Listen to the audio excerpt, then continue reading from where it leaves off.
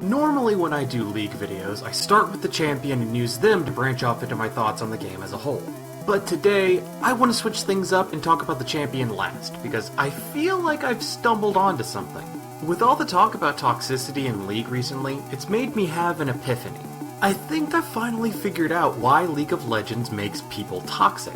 What is it about the game that makes players troll, flame, and rage quit at the slightest provocation? I'll admit, I don't have much experience in other online multiplayer games, so any COD or Fortnite players out there might be laughing at me because they think getting called a racial slur is just how gamers say hello. But there's gotta be some sort of problem when muting any and all communication with your team and dodging any game where someone picks a character you don't like is standard advice. Maybe I'm onto something. Or maybe I'm an idiot who just figured out something everyone else already knew. Probably the second one. But here's what I've learned about League.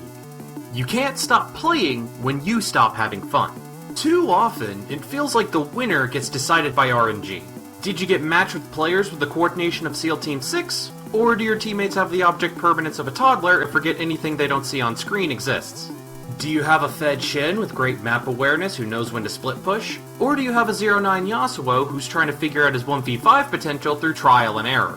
Wanna surrender? Well, too fucking bad, because one of your teammates hired that Japanese fisherman as his life coach, and another didn't vote because they're secretly Congresswoman Tulsi Gabbard. They say you shouldn't tilt over your team's fuck-ups because you can only control your actions in the game. But that's exactly the problem.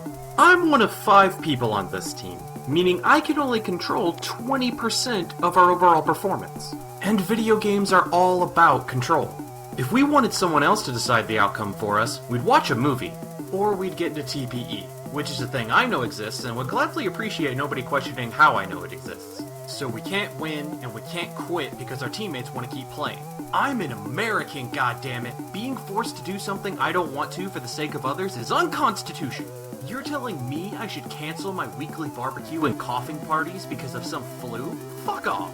I don't condone the people who flame or int or rage quit because they're not having a good time.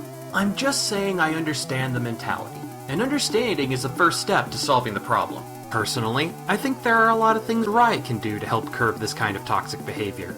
Revamping how player punishment works, for example. Maybe have actual staffers reading reports instead of leaving it up to bots only programmed to scan for bad words. They could also do the Overwatch thing, where your personal performance determines your rank rather than just your win-loss ratio. I'll give credit to Blizzard for that, at least, even if they popularized virtual gambling, laid off hundreds of workers despite record profits, and suck more Chinese dick than Xi Jinping's mom. Although if Blizzard's sucking the dick, Riot's definitely around back tossing the salad. If anything, I think the most important thing Riot can do to improve morale is to stop fucking with the jungle. I can milk you. Every preseason, every mid-season, Riot has to add more shit to the jungle. New dragons, Rift Herald, making this fucking crab whose only purpose is to ward river give more gold and XP than a goddamn buff camp? Jungling's bad enough without Riot adding new shit to keep track of every few months. Anytime something goes wrong, no matter whose fault it is, it's always jungle difference. Top lane shoves with no wards gets ganked and dies, jungle difference. Bot backs after a pick instead of going to drag so the enemy team respawns and takes it before they can get back to lane, jungle difference. Mid AFKs because you smited blue buff to prevent them from taking it without asking, jungle difference. You're playing Katarina, why the fuck do you need blue buff? Jungle has become the most important role in the game while simultaneously having the least control over the game's outcome. Junglers have to worry about farming, objective control, vision control, and ganking. What do laners have to keep track of? Last hitting, trading, and maybe if they're at least master tier, warding a bush or two. And some of them can't even handle that much. You know how many times I've ganked a lane, popped an enemy's flash, and left only for my laner to die 1v1 a minute later?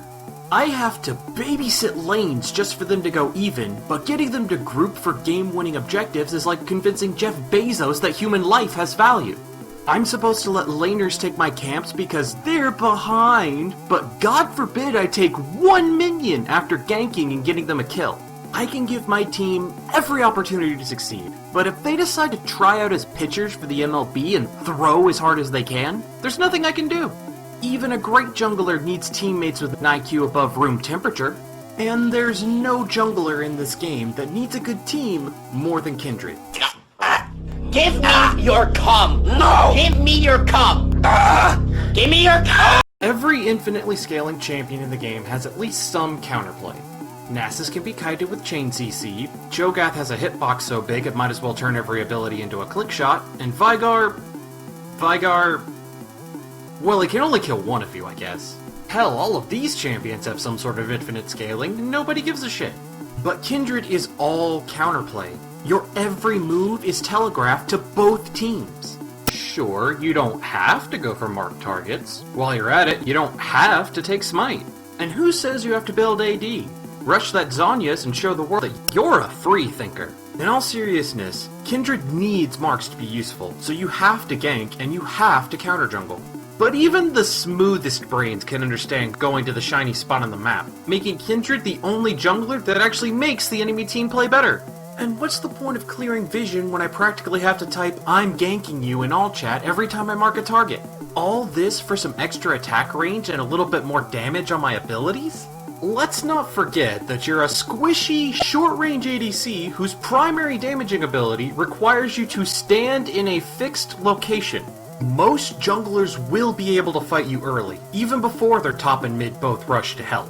But don't expect that kind of help from your team, oh no. Laners following up on ganks and solo queue are rare enough even when you're not shining the bat signal beforehand, and they're even less likely to help you when you're going for marks in the enemy jungle. So combine the need for follow-up junglers already need, with the peel and positioning ADCs need, and you're left with a character whose only purpose seems to be making the game 6v4. Don't believe me? Then explain why her ult works on both teams. You're telling me that the literal incarnation of death, whose entire kit is based around choosing who lives and who dies, can't choose who their ult saves? I can only see this as a way for Kindred players to get revenge on their team for not helping them earlier by denying them kills. And if that's the case, great job, Riot. I have a new way to detail in solo queue.